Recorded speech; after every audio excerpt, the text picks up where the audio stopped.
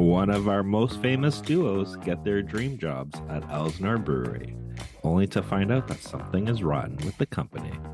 To finish off our Canada Yeah series, we're talking movies, we're talking Strange Brew, starring, written, and directed by Dave Thomas and Rick Moranis. This movie was shot in 3B, 3 beers, and it looks good, eh? Oh, why don't you step back and sit down, you hoser?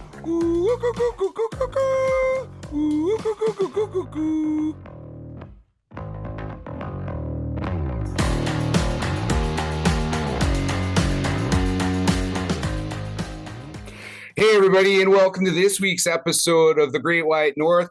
Oh, sorry, should I say, how'd you like that movie, eh? As you can tell, we're going to actually, unless you don't know, we are talking about the 1983 Canadian classic, like the most Canadian film you could probably have, Strange Brew, from the guys from SCTV. So, Scott Yohoser, take us away.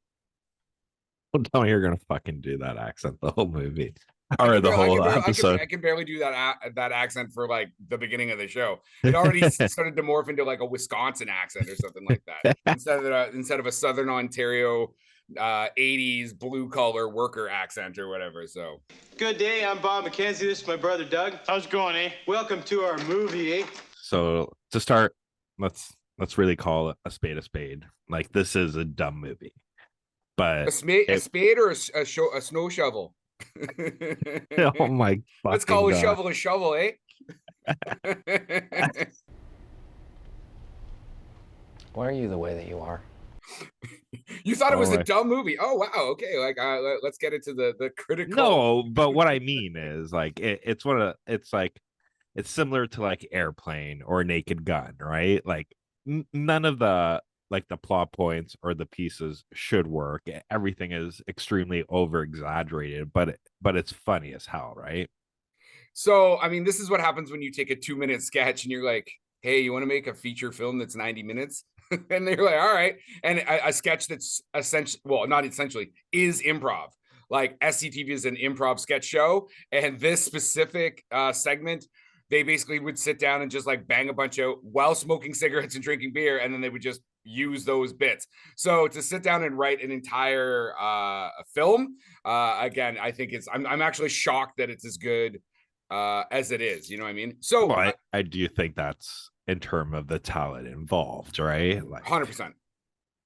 But continue before so, I cut okay. So as a new Canadian, you know, I mean, how old were you? You were born here, right? Yes. Yes, but your family, when did your family move here? Like 70s or something like that? 79, 80. So were you aware of, like, how much awareness do you have of like Bob and Doug McKenzie prior to like doing this show? I watched SCTV. Oh, you did? What the fuck did you think we did? I was immersed in all things Canada. Listen, I mean, for those that don't know, we're in Cambridge, Ontario. A lot of Portuguese people here. Not all of them as well versed in Canadian sketch comedy, Scott. So it's a legitimate question, because I mean, my parents' friends, like these were Halloween costumes in the 80s. Like, I remember this being part of the like lexicon. Like, we were immersed in this on a day-to-day basis when SCTV was running, but specifically this sketch. Like, my dad often did the ukukuku and like your hoser and all that type of stuff. So I was just trying to get a different perspective from you, which you are not able to provide. So let's like, for me, it would have been like past, because it was more like when it was in reruns, right? Like, I never watched it originally on CBC because, you know, I was 1 year old. But I think it was once the reruns on Fox City TV started giving, and it was like the mid-afternoon shit, right? And that's, you know, where I fell in love with John Candy and Rick Moranis and fucking Eugene Levy was that show. I mean, SCTV, like, you listed some of them. Joe Flaherty was on there. Rick Moranis, obviously. Harold Ramis, I mean, famous Ghostbusters, like Caddyshack, etc., was one of the key writers. He's one of the few Americans, actually, and obviously Martin Short as well. SCTV created, I don't know, it's like kind of the earliest example of like Canadian comedy. That invasion of Canadian comics into the United States came off of SCTV, which was a division of Second City, obviously Chicago, the sketch comedy troupe, improv troupe that we have here in Toronto, right? So, and then this show was shot in Toronto for a period, and then when it came back in '81, it was shot in Alberta, which is another province here in Canada. So.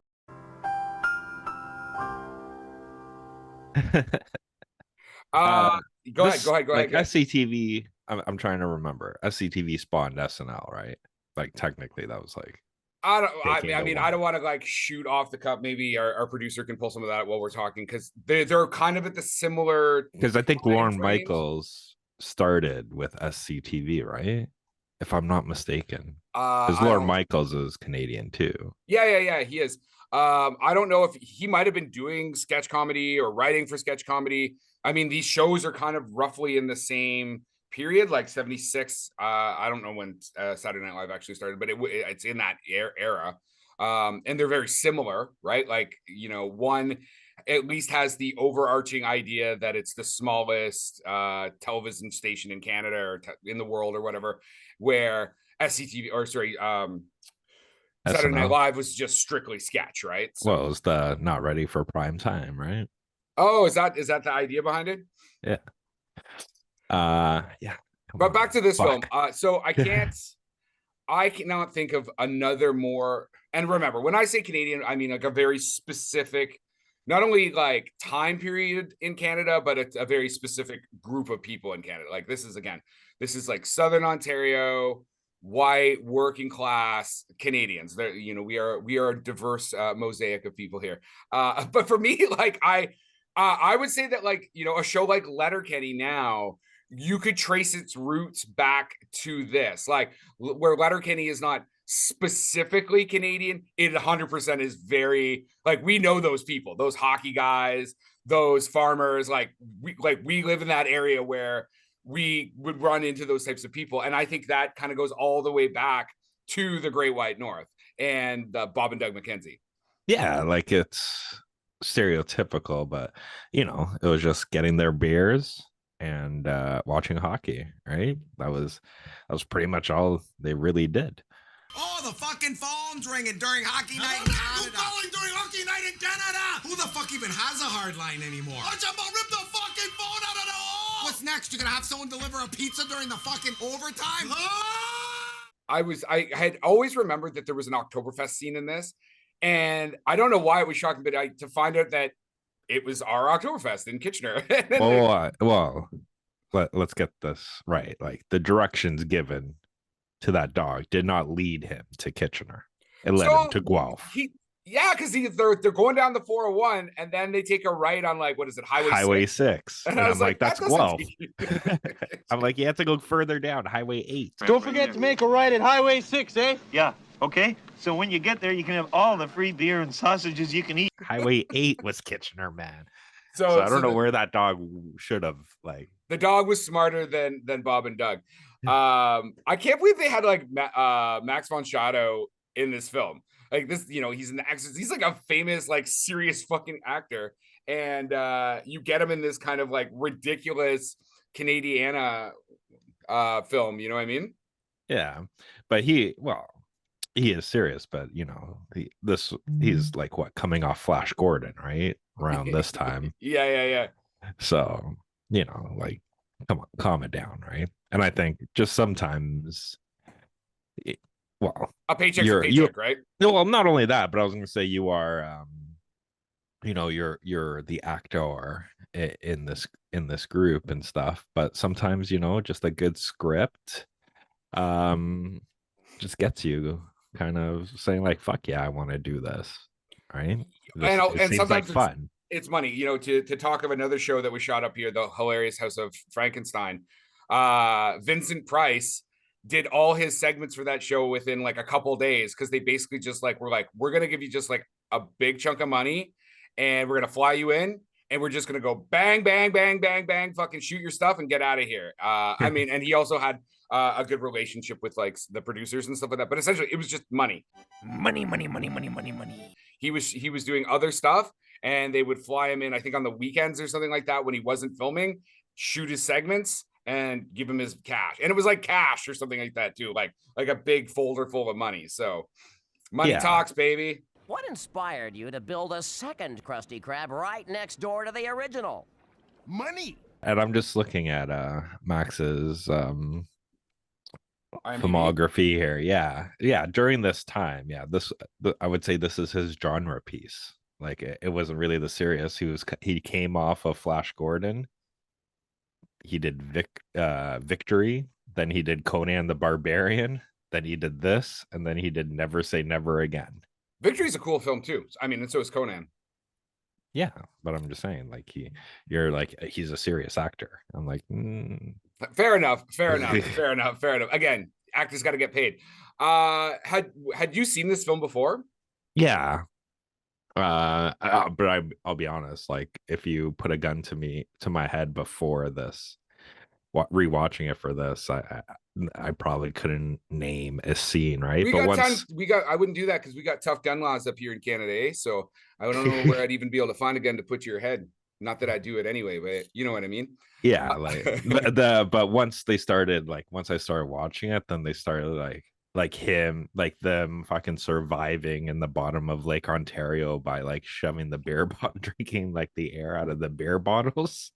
I'm like, oh yeah, I fucking remember this. I always thought that both of them got stuck in the cast, like the big beer tank. Oh, and then I was like, oh, it's just Rick Moranis' character. Oh, I gotta take a pee. Oh, and then he puts out the fire. Yeah. It's supposedly based on like Hamlet, but I just think it's like a hero's journey. Like I don't really see the comparison with Hamlet other than like the brother killing the uncle killing the king. Like that's about as close, like that to me is as close as we get to Hamlet. And I know there was like script revisions because it was a bit too close to Hamlet originally, but now like that's like the only part in my opinion that's like still Hamlet. There's no ghost. There's none of the thing like that. There's no Rosencrantz and Guildenstern betrayal. Like the major stuff that makes it Hamlet are not really, and not everybody dies. So, all right, sure, but listen, are you gonna bring fucking moths to the movie theater next time you go? I mean, I remember that being like not a thing, but like that conversation when they were starting to do that. I was like, oh, I forgot about this whole bit at the beginning of the film. You know what I mean? Yeah. What's your do you have a favorite scene out of this? It's so wacky. Yeah, that's the thing, right? Like each one is like you're fucked. Like the what is it? The psychiatric patients, right? Playing hockey. Who like they're gonna take over fucking the world apparently, like with them playing hockey and playing music, right? And I like how their outfits were like stormtrooper-esque. I'm your father, Luke. Give in to the dark side of the Force, you knob. He saw Jedi 17 times, eh? That hockey equipment is awesome.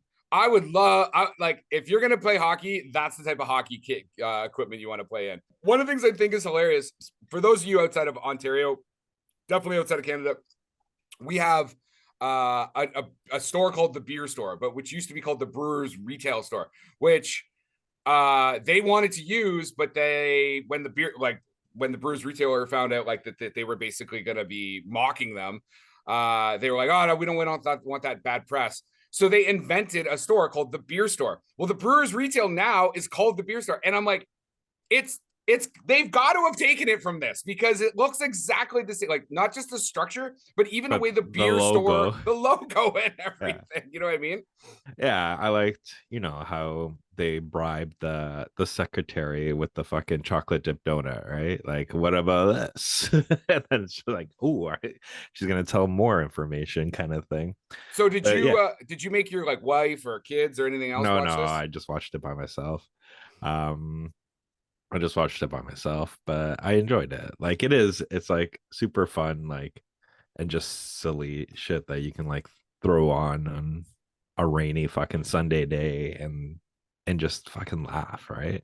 Because it's the whole time, like especially rewatching it, like I kept on thinking like Rick Moranis's character is the one that's gonna add like it's gonna be like his love interest, and then it's just like the ex hockey player just out of fucking nowhere. Yeah, right? like swoops in and it's just like, all right, see you guys later. Let's go, dear. Yeah, let's go, dear. See you, Inspector. Bye. But yeah, and the fact that the dog had like the white stripe and shit. And like, That's a Toronto skunk, so it's my jurisdiction. oh yeah. I mean, these characters have, had a pretty good life. Obviously SCTV, then they did this. There's a cartoon version. There's the, what is it? 24th anniversary. Bob and the Doug's 2-4 anniversary. 2-4 anniversary. I got to watch a bunch of commercials for Molson that they did. There's a Pizza Hut commercial, and then they even did when the federal government was going to bring in some taxes on beer, they did some radio spots they were hired to do radio spots to be like, hey, don't be taxing our beer, it's already cold enough there, put a freeze on our tax, eh? Like I was like they are in they're Canadiana, like they like a Mountie, like a Beaver, like poutine, like maple syrup, like that. These guys are part of like what is CanCon. And I think it's funny that, so the reason these guys even came about is SCTV in the US was like, the show was like 22 minutes or something like that. But because you would fill the rest of that section with commercials. Well, Canada had very specific laws about like how much commercial to show you could have. Plus, because of our CRTC, which is our like radio broadcasting agency, you have to have a certain amount of Canadian content. That's why we're doing this series this month. Yes. This is our CanCon, and actually for the same reason, the fact that SCTV was shot in Toronto, the cast is like 90% Canadian, including the writing staff, and they needed CanCon, and I'm air quoting for those that can't see. And they're like, this is ridiculous. So these guys basically just pulled this out of their ass as a way to basically like get the CanCon and mock the fucking CBC. Well, it's not the CBC, but like the CRTC for forcing a bunch of Canadians in Canada who are writing a show to make specifically Canadian content. And it became like truly Canadian content, like to the point that like you can identify this as, like I just said, like it's like, in my opinion, it's part of our culture now. And this, like you said, our show is also a bunch of Canadians in Canada. And here now we've just done a month of 100% maple content. So that's the thing. It transcended what it was, and it is. I think even to today, like it's still like this is a cult film, right? Oh, 100%. Yeah. Like back us growing up, like I remember this movie like had its following in the college crowd, right? Like going to the Blockbusters or whatever and just watching it through there, right? Like when you had kind of nothing to do and you would then go out to the clubs and do your little cuckoo kind of thing. Good day. But yeah, like, but I know, like, to me, just the first like 5 minutes of this film just encompasses everything. Like having the real fucking tiger for MGM there, and they're like, oh, I think he's drunk, right? Like, doesn't want to talk, and then they're just there, and then like, we're here, we made a movie, and it's like the fucking like the biggest like fucking like. Oh man, I totally want to watch. Like, I would have loved to have seen like maybe not a whole 90 minutes, but like a 15 or 20 minute version of that dystopian film that they make that you think is the film at the beginning, with him like by the beaches and just grabbing like the toy Statue of Liberty, just taking everything. He's like, I found a mutant. Hey, are you a good mutant? No, he's stealing my time. He's a bad mutant. So this thing had a $4 million budget in 83. So that's like a bazillion dollars nowadays. And it made its money back. Like it did 8.5 million. I'll be honest, normally we're like, okay, so you got, double that for your marketing budget. I cannot imagine a bunch of like a huge marketing budget for this. I think that just what it was coming out of what it was on SCTV, like that was the marketing budget. Hey, we're making a show. You should go watch it. that was the marketing. You know what I mean? So making a show, or we're making a movie. Yeah, we're making a movie about a show. You know what I mean? Yeah. So like, good for them. Like, you make this ridiculous show. But $4 million, that's a lot of money. Like, $4 million now is not a lot of money for a movie, but like now this film they would make for like $500,000 or something like that, right? True. Like, well, I don't even know how much. Like, to me, like, without these guys, you don't have Wayne's World, right? Like, oh, absolutely. And I don't know how much the Wayne's World movies were in terms of their cost, but yeah, like it. But I like, if I had to guess, I would say that 4 million counted towards the marketing as well, because I think it was just. But it's surprising that they doubled the money, so technically it was a hit. Yep. But no sequels. Nothing. No sequels. And I mean, they kind of had like a peak in like the early 80s. They had their album, The Great White North. 90s, they had the beer commercials. They had the commercials. I mean, by that point, they're just kind of like, you know, they're Canadian, just like a Canadian set of characters, right? So, but I mean, there was like Hoser Fest in Toronto, and like the streets are like lined, like they had a big Hoser parade, and people are like dressed like Bob and Doug and stuff like that. Like, there was a period, there was like peak Great White North in the early 80s, which would have like corresponded to with like their album release and this film. So I think it's good, man. Like, listen, I mean, they had a second album, didn't do great, and so maybe they realized, fucking, this is done. I mean, then they, you know, definitely Rick Moranis. I mean, Ghostbusters, Spaceballs, Parenthood, Honey, I Shrunk the Kids is the one place that I think everybody would know him from. Our generation, definitely Ghostbusters. And then he Streets did of Fire. Come on. Yeah, most people aren't going to know him from Streets of Fire, though. Fucking, I know him from Streets of Fire. And then Brother Bear, right, as a voice actor and stuff. So he and again, he really stepped away after the death of his wife. He thought he was going to just take a little bit of time off, and he just kind of stayed away to like raise his kids and stuff. And then it's like, yo, the guy got assaulted in New York. What was it, 2 years ago? Like, come on, it's fucking Rick Moranis. Like, there's lots of people in New York you probably want to assault. He's not one of them. No, I didn't even know that. Yeah, it was like 2 years ago or something like that. And they actually found the person that assaulted him, which again, if you hadn't assaulted Rick Moranis, you probably would have gotten away with it. So you probably would have gotten. Do you like, would you recommend this to people? I would recommend who are those this. people? I think everybody, well, especially Canadians, because get your CanCon. And the way I put it too, like can, like this is like a fucking can thing, right? Like it literally was like, we're gonna put this shit together, then we're gonna write it, we're gonna star in it, we're gonna direct it. Like, it's I think they produced it too, right? Like they pretty much, like, everything was them. Yeah. I mean, they had like producers on board, but essentially they pitched the show. Well, you know, SCT as a concept got pitched as a show in the early the mid 70s or whatever, and then this obviously came out of it. But yeah, like everybody's Canadian on board for the most part, like I said, except for a few people out of Chicago, like Harold Ramis. Yeah, again, we're talking about the movie, not the fucking show, man. Like, come on. Yeah, but this all comes from this. Yes. Go ahead.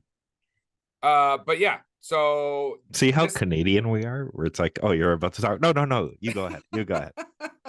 They don't actually say please and thank you very much. They actually are over top of each other all the time, right? So well, but that's because they're brothers, that right? Strong Canadian beer, eh? Yeah, that's because they're brothers, though. Because like us with siblings, it's probably the same thing where you're talking over them, like, fuck it, right? Like the whatchamacallit, the prison scene, because that was just fucking like, yeah, you know. Oh fuck, what was his nickname? Night Shifty or Nighty over here? He's the one that does the killing. I'm the brains, right? And we got $1 billion. Right? Lawyers are for sucks. And then they're all like just sitting there like fucking crisscross applesauce, just like all into it. Like, we don't need no fucking lawyers. But your lawyers are here, and they like fucking run at it. That whole like both when they get arrested and then like the courtroom scene and stuff is hilarious. Like, I can only imagine being on this because I'm assuming like a lot of this stuff is like just improv, right? So they're like, oh, okay, let's do that again. So you roll camera, blah, blah, blah. Like it must have been super funny to just watch these guys kind of like, no, let's do this. Let's do this. No, let's do this. Let's do this. And just like working like yes-anding off each other all the time. Yeah, well, even that courtroom scene, right? Because you could tell that, there was a misstep because the pitcher falls before he hits the gavel, and then they just fucking go with it anyways. Then he hits the gavel and just continues, right? Like, but it was like, fuck it, we're shooting it. We're keeping that one. So to answer your question from earlier, our producer said, so Wayne's World had a $20 million budget, and this had a $4 million budget. And when did Wayne's World come out? Oh man, like late 90s, yeah, like late 90s. I think it's late 90s. Yeah, 92. I was early 90s. Fuck, pretty much 10 years. 10 years weird, after. man. It felt like I was older when that came out, but I guess like clearly I was not. You're just doing all the stuff older kids did at the time. That's like growing a beard and going bald. I like this film. Like I said, I've seen it a couple times. I feel like I watched it the most. Like you said, like it would be on like reruns on like a Sunday afternoon or something like that. And you'd just be like going through cable and you're like, oh. So, I mean, it was probably meeting some CanCon requirements at the time. It was being shown on reruns, you know what I mean? Yeah. So on like Rogers or whatever. I do recommend watching it. It is definitely a time capsule of a very specific group of people in Canada. Again, it does not encompass everything that it is to be Canadian, but there is definitely a percentage of our population that comes out of these types of characters. I don't know. Do you think that we still like if you went to like Oshawa or something like that, are there still people like this? I don't know. You're putting me on the spot. I'm gonna guess, right? Like I'm gonna guess yes, because like you said, like Leonard Kenny is kind of like this too, right? And I've never been the type of people that like these guys. I mean, I guess the guys that would be similar to this would be like hardcore Tragically Hip fans. I don't know if they'd be still wearing plaid. Definitely big into hockey. No, they would have been lumberjack. Yeah, lumberjack stuff. And they're not even necessarily going to like Leafs games. They're like hardcore into their OHL teams. You know what I mean? You mean like the? Yeah, exactly like that. See, that's why I wore the Kitchener, right? Like, oh shit, man! Originally, I thought that was like a New York. I was gonna comment on that. I was like, oh, why are you wearing a New York Rangers fucking jersey? Because I couldn't Kitchener see the bottom. Rangers, man. That's a cool jersey, man. Thank you. You said that the last time I wore it. When did they change that logo? I still remember the hockey player. What? No, I think this is just one of their like alternate jerseys, right? It's normally what the patch is on the top. Oh, there. Okay. But anyway, you got anything else you want to say about this film? Yeah, like we've been to a couple Oktoberfests, and I'm surprised like this isn't still like referenced there as part of it. Like, why isn't this like on there? Yeah, I mean and you know what's funny about Oktober? So like you and I have gone to Oktoberfest recently, but I also remember both going to Oktoberfest like right when I turned 19. And like my parents going to Oktoberfest or driving through Kitchener kind of like around Oktoberfest time. And it was much more of a street party back. Like even when I first turned 19, where now it's more kind of confined to, the beer halls and stuff like that. It's much more civilized. Like I remember going to that beer tent in downtown Kitchener on like fucking King Street. And people were just getting wasted in like it felt like there was no tickets. You just went and bought beer. Like I don't remember ever buying tickets to go to stuff. It wasn't only until I got older that I would start going to like the German club, like Concordia and stuff like that.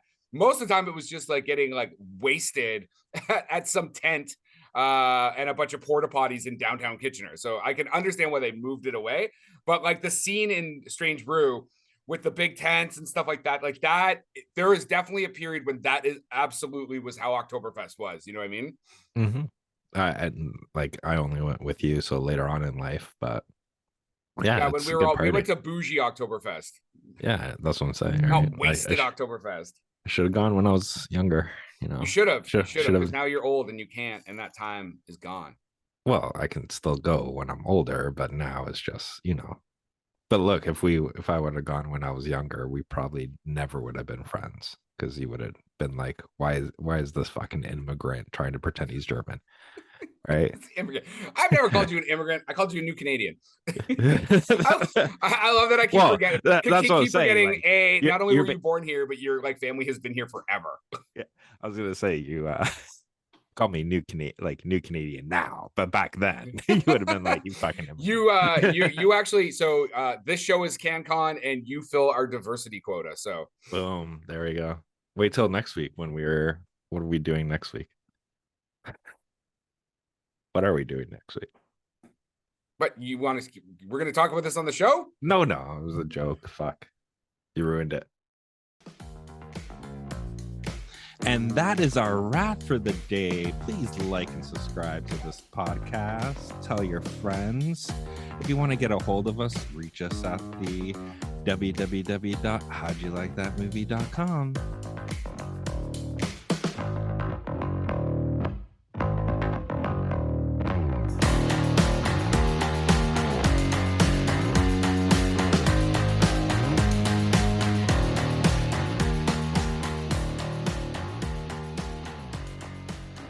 So I remember, I don't know, I must have been 20 or something like that. I was up in like North Bay, and we went to the beer store, and this, like the most Canadian, like basically these guys came out essentially, and the guy's like, first he goes in and he gets his like 2-4 box of blue, and it wasn't Canadian, it was blue, and then got on his fucking old school 10-speed with like the curvy handlebars, and like put the fucking 2-4 on the handlebars and like rode away. And I was like, that's awesome. I'm like, that is Northern Ontario right fucking there. Like, you know, kudos for him, you know, being at the forefront, the vanguard of the cycling culture in Northern Ontario. And those handlebars were clearly designed to handle like a 2-4 box of blue, you know what I mean? So that's probably why he ordered the blue, right? Because he was like, fuck, Canadian's too wide. Production by Rod Shaver, Vader Monkey Productions.